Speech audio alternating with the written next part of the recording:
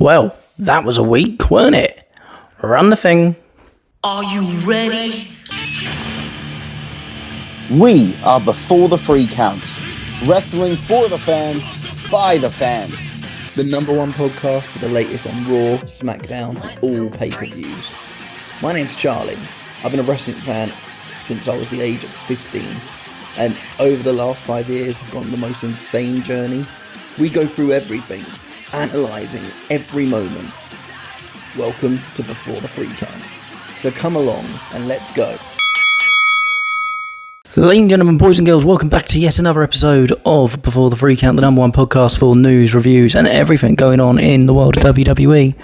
I am Charlie, your faithful host as always, and let's get into it. Right, I know we're a little bit behind. I do apologise, we haven't had 2 episodes this week, and this is going to be the only one. I've been a little bit busy, I do apologise, but God, I wish I split this into 2 videos because I didn't know how much was going on in WWE until I just caught up with SmackDown. Wow, what a week. So let's change it around a bit. We're going to do it differently this week. We're going to start with SmackDown and then go back to Raw. So then we can talk about the next Raw we're going into on the coming Monday. Right, so to start off with, we started with John Cena coming to the ring, talking about how he thinks that he is the Mount Rushmore of end all of all. So it was John Cena. So to him it's John Cena, and believe it or not, John Cena, no one will ever beat him. And to be fair, some of the stuff he was saying, he was on absolute fire this week. And then just when you thought that, you know, he proven his point, and he said all this stuff about how he went from, you know, I came back, I announced my farewell tour. I'm not going to go into all of it, by the way. And then, you know, I turned, you didn't expect it. Then you were expecting Cody had to win and all of that. And then I took Randy to his hometown and everyone thought that I could, he'd beat me there, and he didn't because he wanted to get 15 and all that. And he spoke about how Seth Rollins is never going to cash in on him because the second Seth cashes, because Seth wants me to walk away with the championship. So then he is the only world champion of any type, which I thought was a really good point. Anyway, we got to that, and then, out of nowhere, who comes out? It's only Cody Rhodes. Cody Rhodes comes out, and he goes, I am not part of your plan, and I never will be. And just as he said that, we haven't seen him for 5 weeks, but he's back. Randy Orton is back, and he comes in, and he says, of course, Cody, I love you, but if I have to put you down to get my chance at 15 at King of the Ring, then I will. And then just after that, who comes out next? LA Knight, which I thought was a bit of a shocker. I thought it should have been CM Punk at this point. But, you know, it worked. And he said, and then LA Knight, of course, says, and I thought this entire phrase was bloody fantastic. He went, if I've got to put down a demon, a nightmare, and a legend who's going stupidly bold, I'll do it. And I just thought that was so well put. I think he said genius, not legend. Yeah, he did. Cena goes to walk away.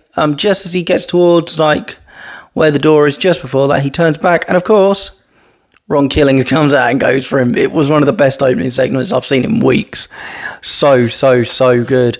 And then, of course, we then went on to the first of 2 King of the Ring qualifier matches. This first one, we had Randy Orton, LA Knight, Carmelo, and also Aleister Black. It was brilliant, by the way. Aleister Black just stole the show in this match for me.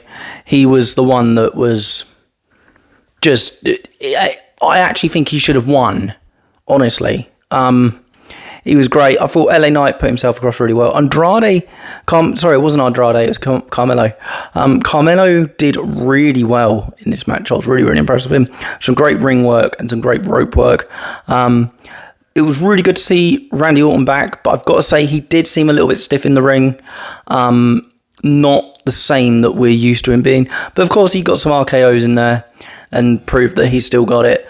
But it was just a little bit worrying to, you know, see someone that you've been watching for years and like they're just, it's quite sad because I've actually said this since he came back last year at what was it called? The Elimination Chamber, and that's last year.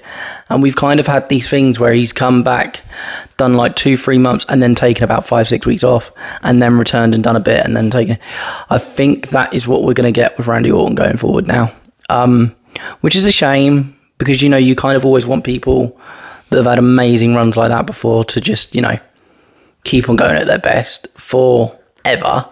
But it's not going to happen. I mean, look at John Cena. His matches, the longest he's done so far is a 35-minute match. That's the longest he's done, by the way, on his entire return tour, is 35 minutes. That's it.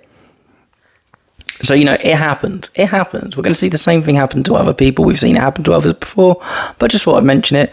But minus all of that, he did get a fantastic RKO. And, of course, Randy Orton goes on and wins the qualifier, which puts him up against Sami Zayn this week on Raw, which is really, really exciting to see. And that's the semi-final. And then we went on to Jacob Fatu having a really, really, really, really weird promo where he started out all, you know, excited, and, you know, the way Jacob Fatu is, and then he gets interrupted by Solo Sikoa on the screen. And it basically the end of the whole promo. It was a very short promo, but it was basically I'm returning next week to wherever the thing is next week. I can't remember. I think they said Cleveland. Okay, I could be wrong. And Solo basically said, I'll see you next week in SmackDown, and I want to hear you say 4 words. I love you, Solo. And then he finished, and I thought this was a really, really good line as well, which was, I brought you into this world last year when you were nothing. I brought you in, and my goddamn, I can take you straight back out. I thought that was fantastic. Absolutely fantastic.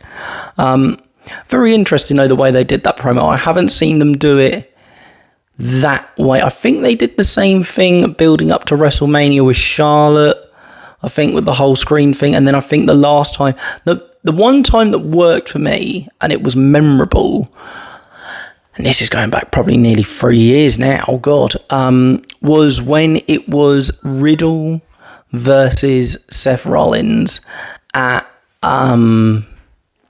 Extreme Rules. And that was the one where Bray Wyatt eventually returned. But they were headlining that match. But to do a part of their build up to that was they did like a video thing, but they were both in separate parts of the building. But of course, part of it they then went for each other. And that was the last time they did the, you know, I'm on a video, whatever kind of thing that really actually worked.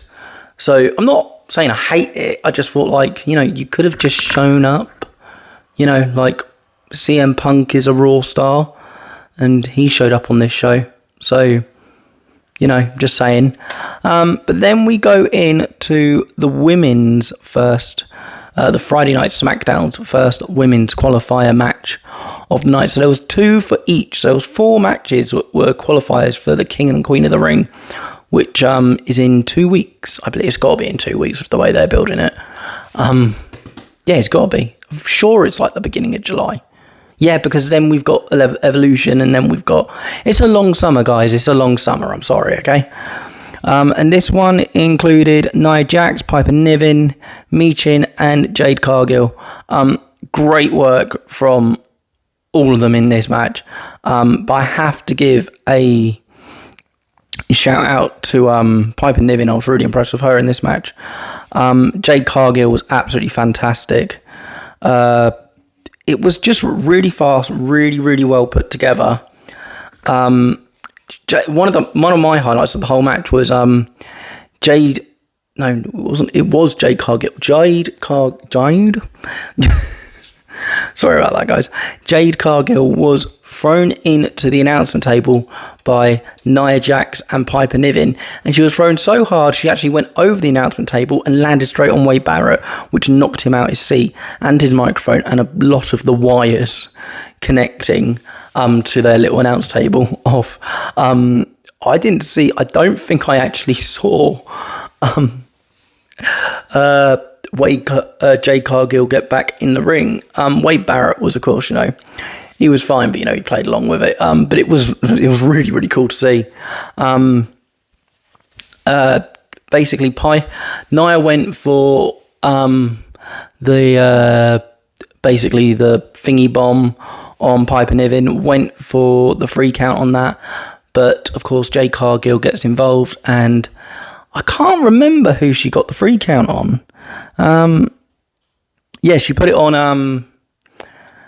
She put Piper into a Jaded, got the 3 count, and that now takes Jade on to face Roxanne Perez on this week's Monday Night Raw.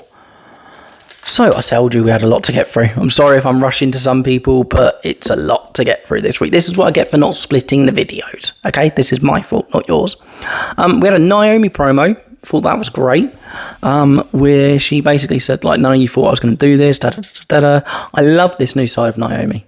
Absolutely fantastic.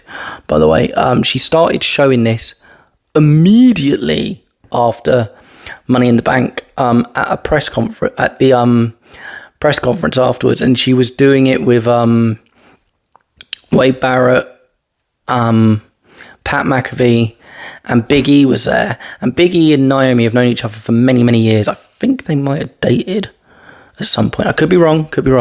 But they're really, really close friends. And Big E was giving her a lot of praise during that promo, during that press conference, sorry. And it was, she kind of went, nah, don't cheer me now. Don't cheer me now. You had your chance. Now you're cheering for me. Now you want me. I don't know. And, she's really taken that part of it and really just worked with it. And it's like she's not a heel because we are happy she's won. But it's almost like a John Cena thing. In a way, if that makes sense. Like, you kind of want to cheer him because, he's won. He got the 17th. This is the last time you're going to see him. But at the same time, you shouldn't because he's a heel now. And it's the same with Naomi. You want to cheer her now, but she has a point. There's been a lot of backlash against her in the last few years. So now she finally gets a chance to show off again. And she really does deserve it. She was my second pick out of the top 6 to go and win it, apart from Alexa. But I've seen Alexa's getting a few more chances, but we'll go into that later. But it was a really good promo. And then, of course, Tiffany Stratton came out. Tiffany said, you were chasing me the whole time and you still couldn't do it. You won't win even with Money in the Bank. Naomi walks away and Nia attacks Tiffany Stratton. And then just as Naomi goes and she considers cashing in, Naomi stops her. So are we leading to a point where Nia's going to get in the way of Naomi cashing in? Or I didn't know what that was about. I thought it was good. It was really, really cool.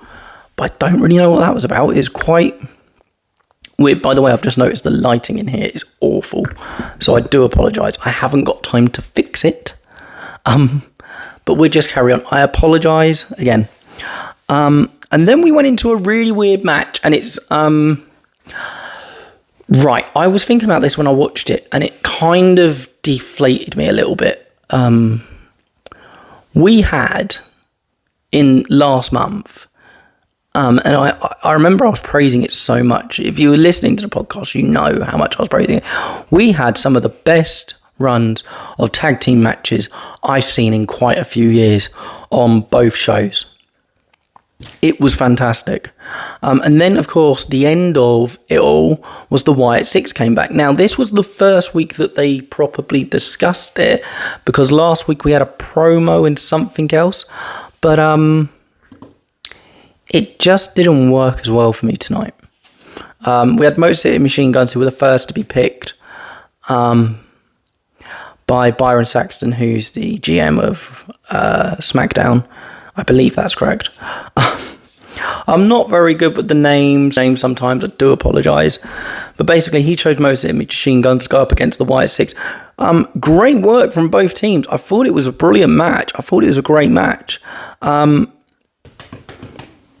There's some great work. There's some great work in the match. There was a great jump by one of the Wyatt Six. I can't remember his name right now. And it's really annoying me. Who got the win. But again, it was a good match, but it just didn't... and the other thing was, and I will give it this, and I'm hoping it was this, they got a really short amount of time for this. And I believe that's because they had to try and fit in so much on SmackDown this week. So I think if the match was longer and they were given some more time, it would have been fine. I wouldn't have had a problem with it. But I think it just felt a little bit deflecting purely because we'd had these amazing runs of these matches, and they've now, I get it, we're building up to King and Queen of the Ring and the qualifiers have got to take place, and they're going to be longer matches because they're fatal four ways and they're president to the next pay-per-view. I completely understand that, but I don't think that should take away from how high they built the momentum for the men's tag team division to then only give them like a 10-15 minute match. But that's my only little moan about this week. Then very randomly, we then had John Cena come to the ring again, and we had Cena talking about he was expecting Ron Killings to come out because he wanted to fight him and get it out of the way. And instead of that, CM Punk came out at this point, which was brilliant. I'm not going to try and remember the entire promo because it's not worth it and I will not do it justice, but basically go and watch that promo between CM Punk and John Cena on SmackDown this week. I believe they've uploaded the full 18 minutes of it. It was stunning. It was just brilliant. They both went at each other perfectly. At one point, Punk really put Cena in his place with the way they were talking about each other. And,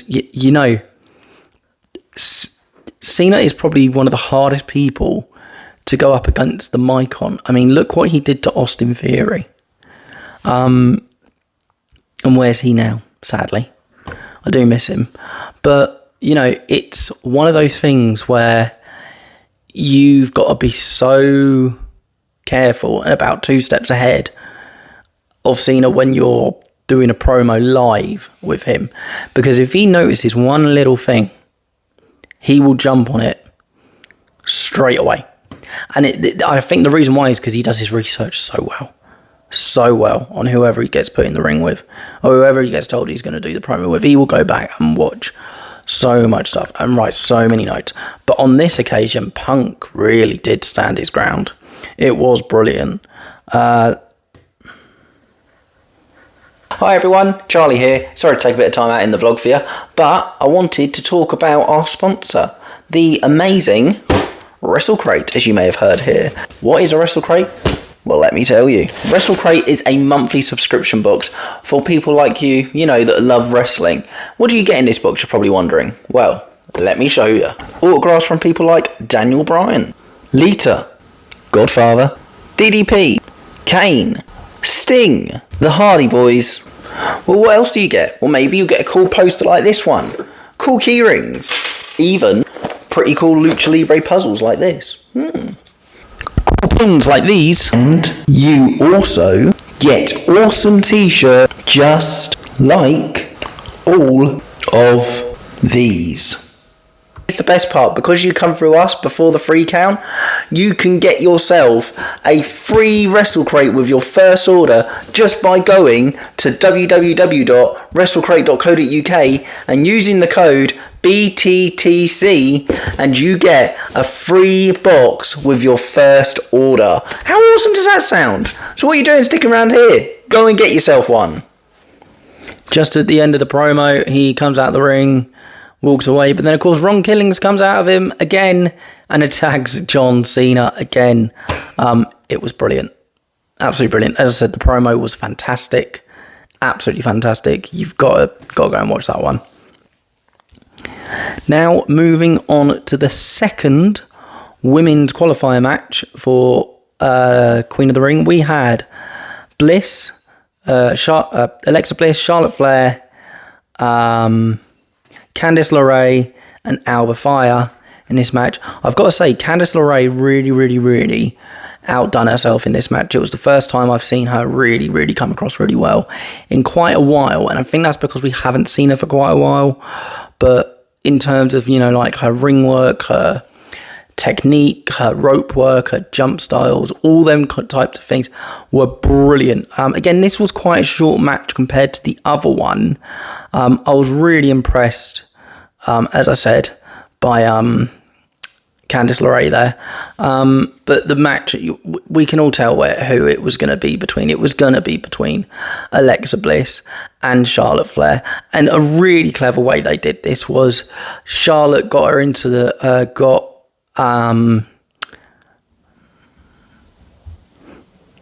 And a really clever way they did this was Charlotte got Alba Fire into the figure eight, and Alexa got Candice LeRae into a Sister Abigail, and they were both in place. And basically, if you don't know, on a oh god, these are so hard to say, some of these names.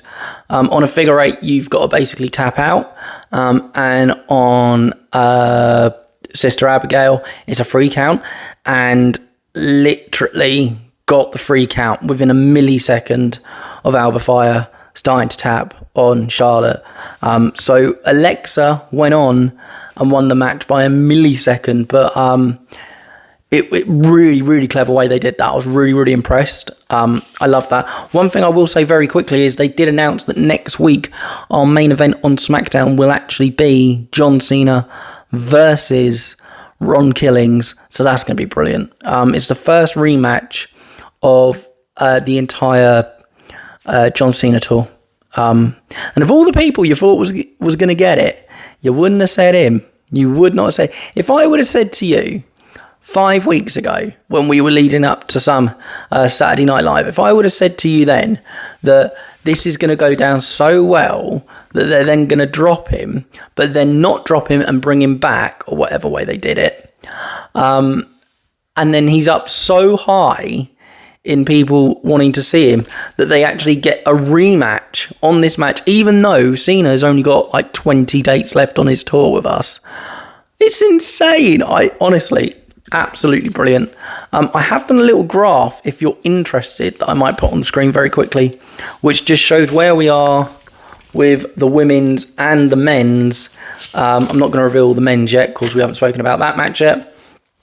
But this just shows you where we are with what's going on in the King and the Queen of the Ring, if you can see that. So we have, I believe on, let me see, right, this is Raw, this is SmackDown, is that correct? Yeah, it is. So we have Roxanne Perez here, and then of course here we have Jade Cargill, and we have Jade Cargill versus Roxanne Perez this Monday on Monday Night Raw. We then have, of course, Alexa Bliss down here, but we do not know who she's going to face because the winner will be decided next week on SmackDown. And then, of course, after that one, it's that's the semi-final. So it will be either Roxanne Perez and Jade Cargill versus Alexa Bliss or someone else in the semi-final. And then it will be King and Queen of the Ring, where we will see who will win the whole thing. I've got a really good feeling about Jade Cargill this year. I don't know why, I just feel like it would make sense. It would be a really good run for her. It would work really well. And plus with Naomi, with the briefcase, come on, that would be insane. That would be so good. Against Tiffany Stratton, come on, or Liv Morgan. I mean, come on, it's almost perfect. But let's move on to the last match this week on SmackDown. We had Cody Rhodes versus, of course, Shinsuke Nakamura. I've got to give a shout out to Shinsuke because his outfit and all that he's been doing was so good. Okay, that's a little bit better. I do apologise about the lighting. But as I was saying, we had Cody Rhodes versus Shinsuke Nakamura, Damian Priest and Andrade in this match. It was pretty obvious who was going to win. But just a quick shout out, Shinsuke Nakamura just proved why he is still one of the underdogs when it comes to stuff like this. He's just so good in the ring. Give him a chance, WWE, please. You literally re-signed him because you got him, it was either the Intercontinental or the US Championship, and it made sense. And then he ran with it for about 6 weeks, and then that was it. And just give the guy a chance, please. Please. He's so good, and he's been with you for so long. I mean, I would have actually really liked to have seen him win King of the Ring this year, but, you know, we've got another major story going on right now, which I think we all knew was going to take precedent. But yeah, just to say that I thought Shinsuke was fantastic in this match. Damien with Shinsuke and Cody on the top rope quite early on in the match, that was phenomenal. There was a really good part with Andrade, which was fantastic with Cody. Oh yeah, and the other bit that was brilliant was we had another one of those moments where you thought something was going to happen, something completely else happened, like where we had Jay Cargill get thrown into the announcement table, but she ended up going all the way over it. This time we had Cody Rhodes set up one of those Slim Jim tables. Oh, I'm so annoyed they've put advertisements on them tables, I swear to God. And he sets up the table, goes back in the ring, goes to grab Shinsuke, but of course he's knocking everyone out, and he gets kicked in the head to get thrown into his own table he just set up. I thought it was brilliant, but I just thought that's just made him look really stupid there. What would have been brilliant if he could have grabbed him like by the shoulders and threw him over, just to, but it worked. It was really cool. But, one of those things you just don't expect to happen. I was like, okay, we're going that way. I think it was purely to try and think, oh, he's not going to win, but we know. So of course I'm going to go on from there and just say, of course, Cody won, obviously, and then Cody will go on to face whoever wins this week on Monday Night Raw in the next men's qualifier. So there we are with SmackDown. Was absolutely brilliant. Now let's go back to Raw for this Monday. I haven't got many notes on it because it was brilliant, but I only thought a few things were relevant. So, where are we? Cena and Punk started, I know we're going backwards here, but just to say we had another promo from Cena and Punk to announce that them two will be facing, I don't even know if I said this, I hope I did, I don't think I did, which is quite bad. We'll be seeing Cena versus Punk in the main event of Night of Champions. Seth Rollins comes out, holds out the briefcase and just goes, I can still do all this, which was a good start to the show. Really, really good announcement. We had a little promo from it, but, of course, I've already spoken about one of them. I just forgot to say, by the way, the reason why they're doing this was that, in case if you wasn't aware, we're getting CM Punk versus John Cena at the Night of Champions. But, of course, next Friday, we're also going to get Ron Killings versus John Cena, and then the week later is Night of Champions, where we see CM Punk against him, and whoever wins King of the Ring can go on and face either Cena or Gunther in a World Championship match. But of course we've got Seth Rollins with the Money in the Bank. This is why I love this time of year, because it's so hard to keep up with everything, and it's so good. There's just so much going on. This is why I love it. This is why I love wrestling. Okay, and then we went on to a bit of a strange match. We had American Made versus AJ Styles. Very good match.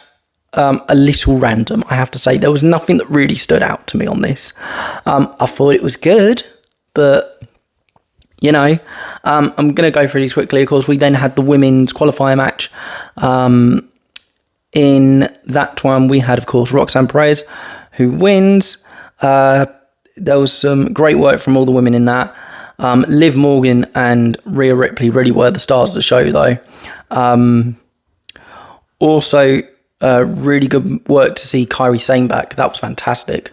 Then we had a Becky Lynch promo, who, by the way, I've got to give a shout out to her, purely because this week she came on TV wearing a Miss Rachel shirt. And I'm going to give a shout out to my beautiful niece, Arabella, who is absolutely obsessed with this lady. When I saw the t-shirt, I was like, I know that because of you. Because we have to sit there and watch it 5,000 times a day.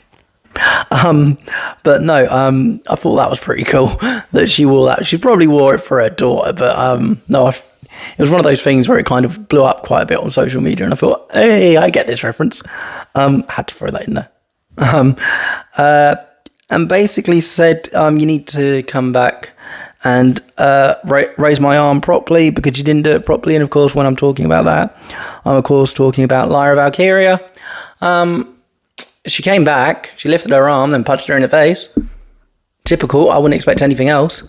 I love how I got this one right, because I can kind of see the way the cogs are turning, the way it's going to go. But and the one thing I will say now is that where we've got King and Queen of the Ring coming up, and then we've got Evolution, I wouldn't be surprised if we actually had the rematch at King and Queen of the Ring, and then during that match, somebody, maybe one of the Bellas, because they're making appearances again. Brie Bella was there this week. One of them gets involved, and it goes into like a triple threat for, Evolution, which would be really, really good. I'm not saying they definitely need a triple threat. Sorry, to say that this needs to be a triple threat like this rivalry or story does, but I just think that might happen now because it's got so much momentum. We're 3 matches in. Are we 3 matches in? We're 2 matches in. 2 matches. Are we 2 matches in? Yes, we are. Yes, we are. Yes, we are. And then, why do I have to keep on questioning? Is it 2 matches? Here it was. We had Backlash, then we had Money in the Bank, where Becky won it back, and then we're going into King of the Ring, where I think that she'll probably win it back, but I think someone's going to run in and maybe take this to make it a triple threat or something like that, or a tag team match. But then it'll be better if there was tag team titles on the line. I don't know, maybe, but really good promo. Love that. R-Truth was back. And of course, the reason why I kept on saying Ron Killings is because he did an incredible promo to say, I'm back because of you guys, I'm back because of the fans, now take me seriously. And he cut off his dreadlocks live on TV and said, Ron Killings is, R-Truth is dead, Ron Killings is here. Oh, that was powerful. That was just so good. So good. Absolutely loved that. Cut that gap out. Moving on to the Judgment Day. I just find it funny with Judgment Day at the moment. It's like almost like, here's our weekly segment of the wrestling version of EastEnders, because they're not doing a lot in the ring, and it's just mainly just backstage stuff that we keep on seeing. And it's basically this massive thing between Liv and Roxanne Perez and Dom, and it's interesting. It's a very big rivalry going on there. It did feel different that there was no Carlito this week, by the way. Real shame that he's gone. Apparently, he actually took the PS5 that they were using in the background, which I thought fair play Carlito with that. So, yeah, I know it definitely wasn't there this week because we barely saw them. But if that PS5 is not there with like JD and Finn playing it or something this Monday coming up, I'm going to laugh my head off if that turns out to be true. We then went on and had the first men's King of the Ring, who I've already said Sami Zayn won, but Bron Breakker Bron Breakker was in the match, so was Dominic Mysterio. It was a very, very good match, very quick, but I really thought Bron Breakker was going to win it, but he didn't. But LA Knight attacked Bron Breakker, which helped Sami actually get the win. So, happened. And then we had Nikki Bella come out, first time doing some promotion for Evolution 2, which will be at the Inder at the middle of July. This lighting is so bad today, guys. I am so sorry. That's a little better. There we go. I do apologise about the lighting. So Sami Zayn went on to win that, of course. So Nikki Bella came out, did a promo for Evolution 2, which is going to be in July. Really looking forward to this. I've been screaming for this for ages. One week I'm going to find that clip where I actually spoke to Chelsea Green and asked her about Evolution. And she said, I think it will happen within the next 2 years. What do you know has happened? So I'm just saying, like, you know, first person to mention it and ask about it, you know, it's me 2 years ago. So not taking credit for it coming back at all. Just saying, you know, I might have been the first person to bring it back into their minds.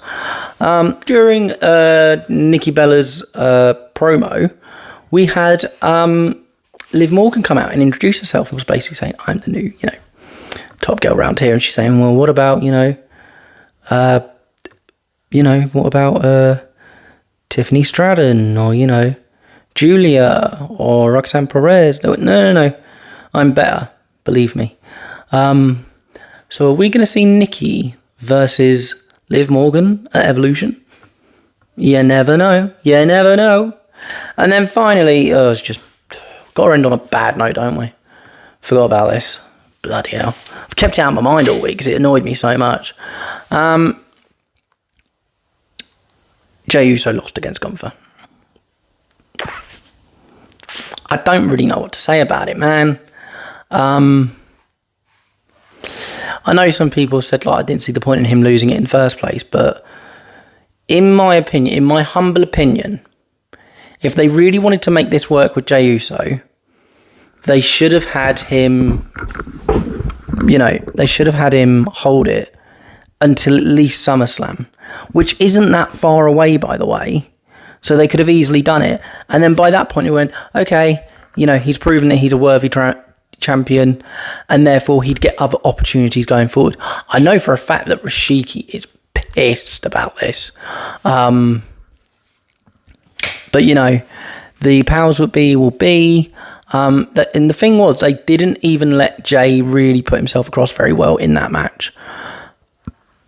He had a bit of momentum halfway through, but basically almost from the outset, Gunther destroyed him. And he's won, and now, of course, the rumour that's going around, which apparently is going to happen this week on Raw, is Gunther's going to go and do a promo, and we're going to get Goldberg. We're going to get Goldberg versus Gunther.